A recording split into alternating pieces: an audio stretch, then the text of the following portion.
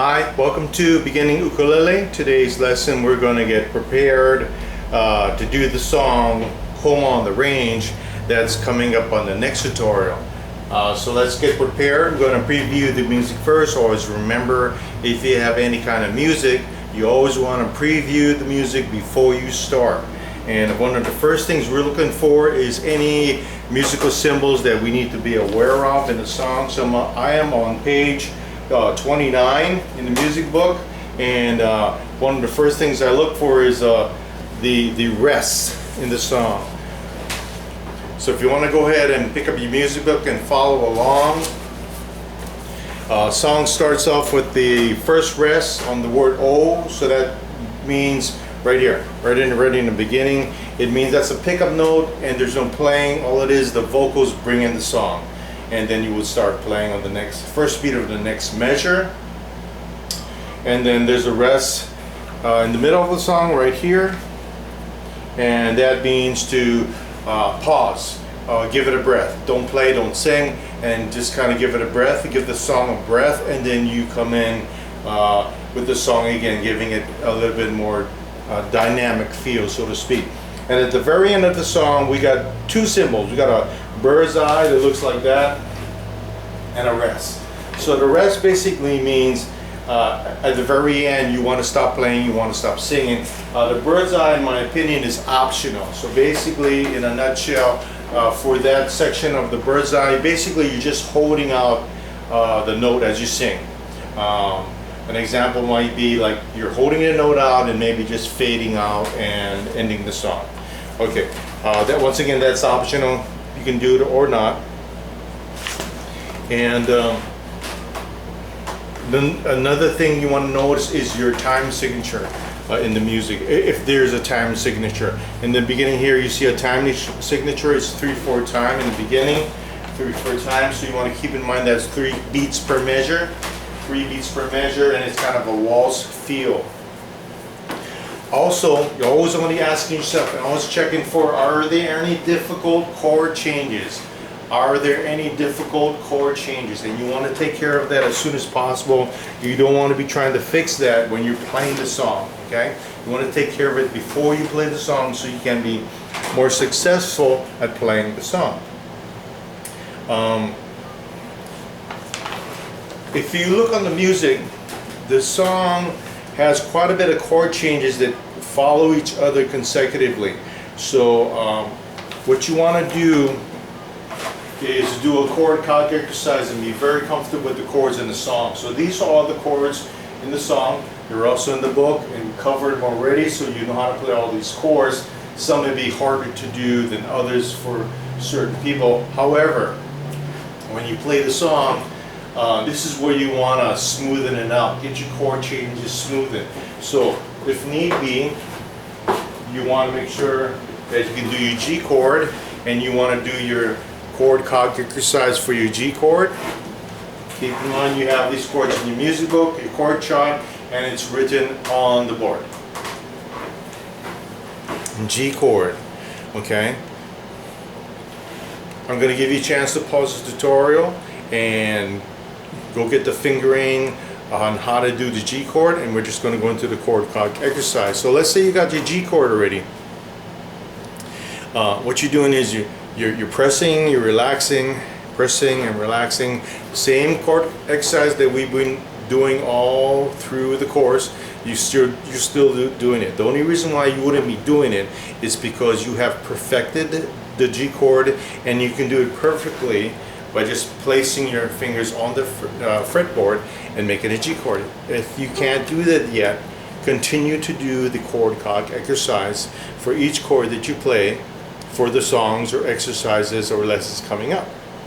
So we're doing a G chord calc exercise, pressing and relaxing, lifting off, making sure we can do it.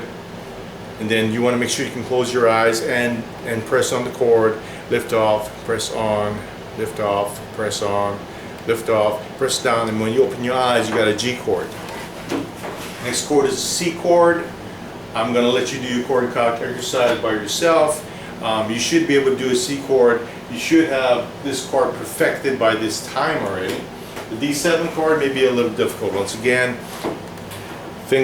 first finger covering down all the strings on the second fret, second finger on the third fret, first finger, first string. Okay. Or you can put that first finger there, put the second finger over it to help hold down those strings. Put your ring finger, third finger, on that first string, third fret. Either way is fine. Whatever works for you, whatever's comfortable for you. Okay. And you want to do a chord calc exercise for D7. I do my D7 like this or like this. It just depends on the song or how I'm feeling that day. So I'm going to do it like this for now, for this lesson. You do it whatever way that you choose to do it. Make sure that you press and relax, press and relax. Don't forget to keep your hand formation frozen, so when you lift off the fretboard, your hand is frozen, so all you got to do is put it right back down there. Okay, the hand is frozen in that position, just put it right back down there. Don't forget to close your eyes and do that, lift off and then back on. Don't lift too high now, don't lift too far off the neck, the fretboard. Okay, just a little bit so you're not touching the strings, and right back down, because you want to just send that image right into your mind, and the more you do that, the quicker you start to form the chord. Last chord is an A7, very easy chord, one note right there. First fret, third string, that's it. That's it, right there, just like that. Once again, first finger, third string, first fret. Very easy. Do a chord calc exercise. Here's a challenge for you. See if you can find that A7 by closing your eyes. Just put your hand on the fretboard like this, close your eyes, and see if you can kind of use the strings as a guide and find that A7 chord. And then when you think you got it, open up your eyes and see if you got it. That's kind of a challenge, because the A7 is a pretty easy chord. To me, I think the A7 and the C7 are very easy chords. Use those challenges that I recommend for you to find that A7 chord. Okay, so now you got to preview the music. Page 29. Okay, I'm on page 29. So I'm looking through the music and I'm gonna read and then do my chord changes. That's all it is. The faster you read, the faster you make your chord changes. The slower you read, the little more time you have to make your chord changes. Keep in mind, you're not playing, you're just making sure that you can follow the music and do your chord changes. Right hand is holding the strings dead. Here we go. So I'm looking at the music now, and I'm going to take it kind of medium. So if this is too fast, when you do it, you got to slow down. Here we go. G. Oh, give me a home where the buffalo sea roam, where the G, deer, and the antelope, A7, low play, D7, where seldom is heard, two G's, C, coming up, encouraging word, and the skies, G, are not cloudy, D7, all day. Next line. Home, this is a quick change by the way, D7, home on the range, where the deer and the A7 antelope play, where seldom is heard a discouraging word, and the skies are not, quick change, D7, cloudy all day. That might be a difficult change, a G to a D7 to a G. That might be difficult for some.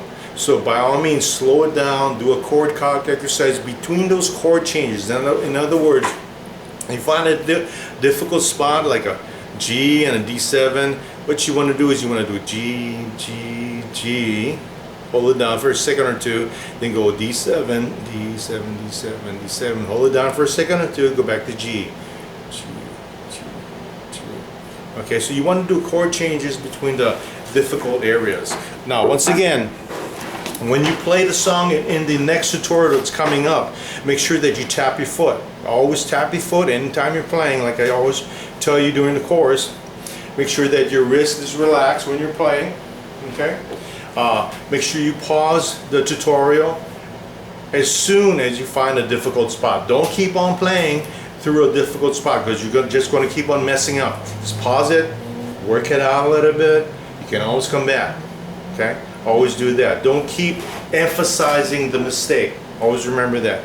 You want to emphasize the things you do correctly. Don't emphasize the mistake. Okay. If you need to back up the tutorial to watch it again, back it up to where you only need to learn again or re-watch again. I don't think you need to back it up to the very beginning unless you just want to. Okay, so with that being said, give this another listen to if you think you need to, and once you're ready, we shall see you for the next lesson.